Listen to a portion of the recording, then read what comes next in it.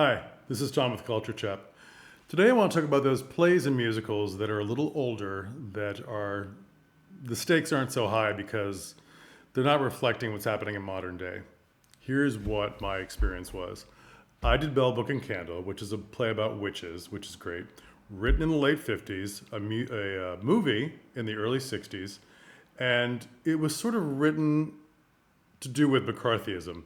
If you were not normal, you were under fire, basically. People that were gay could lose their jobs, could lose their livelihoods. If you were considered a communist, all these things. If you talk about blacklisting, that lasted a lot longer than you think and into the 60s. So, although the play doesn't really deal with McCarthyism by name, it was good at the time because it talked about being different. Now, this is all before the late 60s with hippies and everyone trying to be different and it becoming a cultural phenomenon. This is the early 60s, written in the 50s, where everybody was very the same. That was the ideal, to be the same. So the the reviews came in, and the things that I had glossed over, things I thought, oh, they know what year it is. It'll be fine. Well, because of financial concerns, we didn't exactly put them in 60s clothes.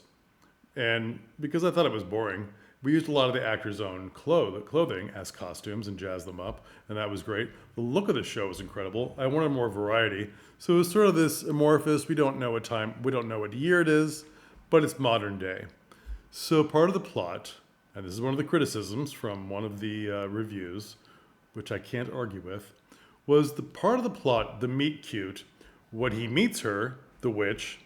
The man comes downstairs. She's his downstairs neighbor. He comes to use her phone, her landline. Now, if we're in modern clothes, there needs to be some excuse why he's not using a cell phone to use instead of using her landline. My phone, my landline, is messed up. I need to call the phone company to get it repaired. Okay, he says that. It's part of the lines. Now, I should have had one little simple line. Oh, I don't use cell phones. Oh, I don't either. You could have made it cuter since she's the witch. Well, why don't you? Oh, that's amazing. Why don't you use cell phones? Me? Well, I drain them of all their power somehow. Cute little foreshadowing witch comment for their sexy meet cute. I could have done that. Why didn't I do that? So he uses her landline. Later on in the series, she has summoned a author that this new now boyfriend would like to sign because he's a publisher. And she says, well, why do you want to meet him so badly? He said, oh, his book sold better than the Kinsey Report. And she said, oh? Now, in the 60s, everyone knew the Kinsey Report had sold like crazy. No one really remembers that these days. I could have made that a cute little thing. Oh, it sold better than Harry Potter. And she could just, she being a witch, sort of disconnected, be like, did that sell well? Haha. Why, yes, it's one of the best-selling books in the world. Oh, great. I will arrange for you to meet him because he wants to publish the man's next book. His first book did really well. He wants to publish his next book. These are important plot points because once the man meets the author, things start to spiral. Also, I decided that I wanted to really ramp up the comedy, which I did with the witch's aunt and her brother. But I should have ramped it up with the boyfriend because it's a little staid. It's a little it's pre-Bewitched, the TV series, and it doesn't have those like push-pull kind of things. It's kind of a basic comedy until they start to fight once she reveals that she's a witch. Now, after Harry Potter, witch plays, witch movies, and so forth, you need to sort of name what the stakes are. It didn't at the time because everyone knew if you were different, you'd be in trouble. The witch needs to tell him, you don't understand. If anyone finds out that me and my aunt and my brother are witches, they'll come for us. They'll come cut us up into little pieces. They'll experiment on us to see what our genes are doing. They'll force us to work for them, to do this, do that. My life could end. I could be a prisoner.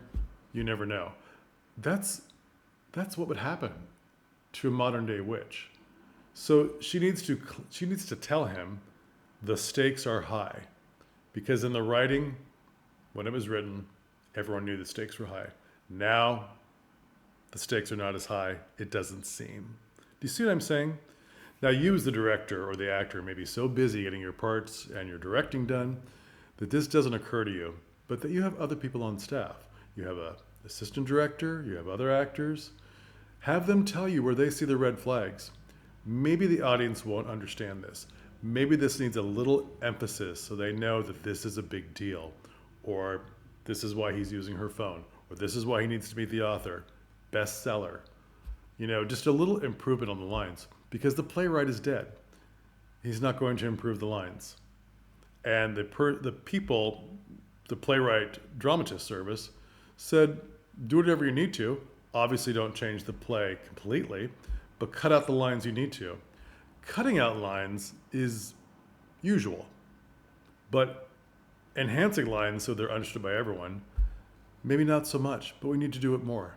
And you can do it with very short, clear, concise lines. Here's the reason for this. Here's the reason for that.